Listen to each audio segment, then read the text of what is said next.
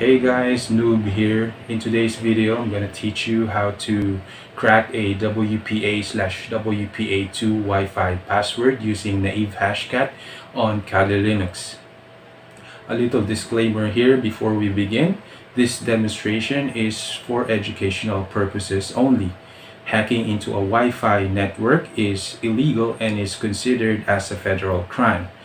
The only time that you can legally hack into a Wi-Fi network would be if the network either belongs to you or belongs to someone who has given you explicit permission to do so. This tutorial is divided into two parts. The first part is mainly on the process of capturing the four-way handshake between a Wi-Fi network and a device connecting to it and saving it into a capture file. In the second part, we'll be converting that capture file into a format that naive hashcat can understand, and using that converted capture file, we will try to crack it using a program called naive hashcat against a word list that contains a long list of common and internet leaked passwords using an attack called a dictionary attack.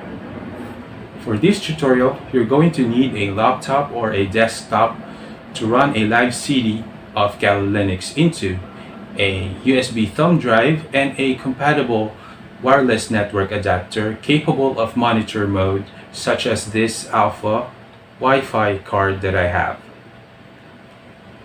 To check if your Wi-Fi card supports monitor mode, you can check out my video on putting your Raspberry Pi on monitor mode on the upper right hand corner of your screen.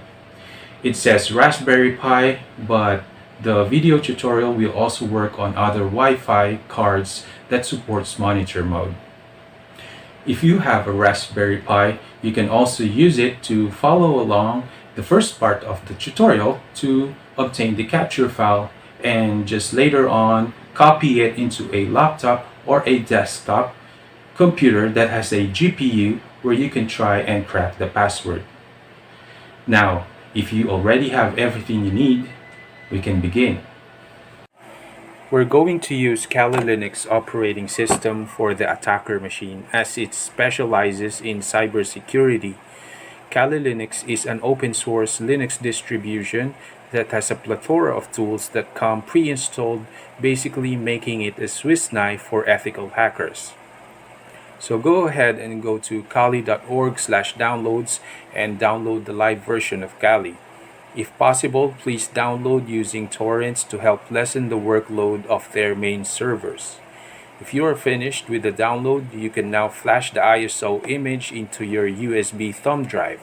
On Windows, you can use applications like Rufus, Balena Etcher, or Unit Bootin if you're on Linux to flash the ISO image to your USB thumb drive. After you have flashed Kali on your USB thumb drive, you can now open up your laptop or desktop and boot into Kali Linux. To be able to do that, you can go to your BIOS setup and select to boot on your USB on the boot options. When Kali starts, don't install it. Instead, run the live AMD64 on the boot menu. When you're already logged in, you can now plug in your wireless network adapter and put it in monitor mode. If you don't know how to put your Wi-Fi card on monitor mode, again, you can check out my video on the upper right hand corner of your screen and then just come back again here later. When you have already enabled monitor mode, we can now begin scanning for Wi-Fi access points. So on your terminal, type aerodom-ng followed by the monitoring interface name. If you followed my video tutorial on enabling monitor mode, then the monitoring interface name is mon0. Otherwise, replace mon0 with whatever your monitor interface name was. After you hit the return key, you will see all the available Wi-Fi access points on the rightmost side under ESSID column. Find the router that you want to hack and make sure under the column ENC that the router is using WPA or the WPA2 security. Otherwise, we won't be able to hack the network. We also want to take note of the MAC address and the channel number of the router. The MAC address is under the column BSSID and the channel number is under the column CH to the left of the network's name. Now press Ctrl C to quit aerodump-ng and type aerodump-ng-BSSID followed by the MAC address and then -C followed by the channel number and then W followed by the path of the directory where you want to save the capture files. I'm going to save it at /home/kali/desktop. And then lastly, type the interface. In our case, it's Mon0, then hit the return key. Now wait for someone to connect to the network and a handshake will appear. It's indicated by a line with a tag that says handshake WPA, followed by a MAC address in the upper right corner of the screen. If you're a little bit impatient, you can kick someone off the network briefly, forcing a handshake when they reconnect automatically using a deauthentication attack. Now that's for another video, but if it's already available, then you can see it in the upper right hand corner of your screen. For the sake of brevity, I'm just going to disconnect and reconnect my phone from the network so that we can get our handshake. Now that we have our handshake, change into the directory where you saved the capture files into and rename the -01.cap into wifi.cap with mv./-01.cap wifi.cap. This concludes the first part. For the second part, we need to convert the cap file into a HC-capx format that Naive Hashcat can understand. There are two ways to do this. The easiest way to do this is to use this web interface provided by the Hashcat team. If you don't mind uploading sensitive data to a website that you have no control of, then go to https://hashcat.net/cap2hccapx/ and just upload your .cap file and it will be converted to a .hccapx file. Otherwise, you can download the cap2hccapx utility and execute it locally using the latest release of Hashcat utils binaries for Linux, Windows, and OS X.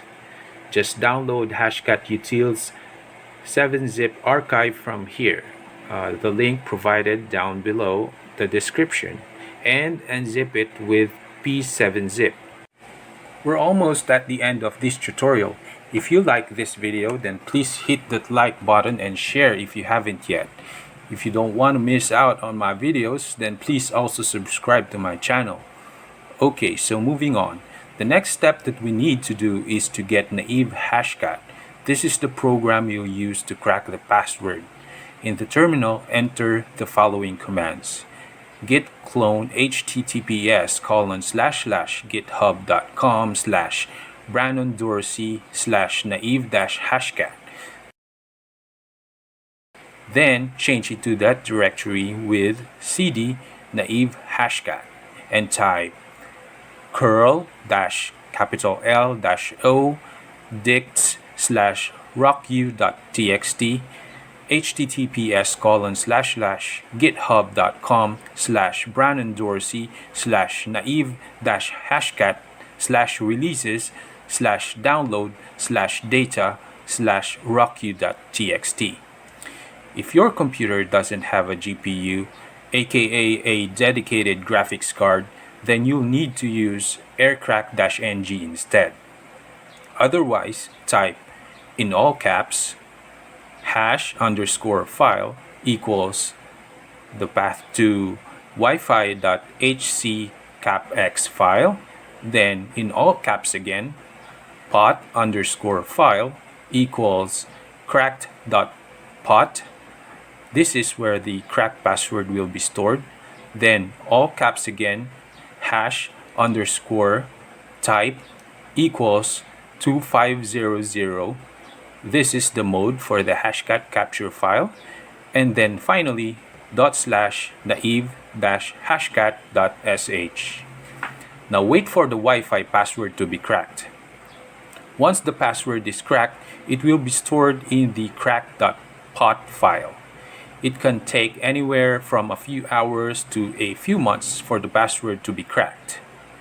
Once the password is cracked, its string will be placed inside the crack.pot file found in the naive hashcat directory.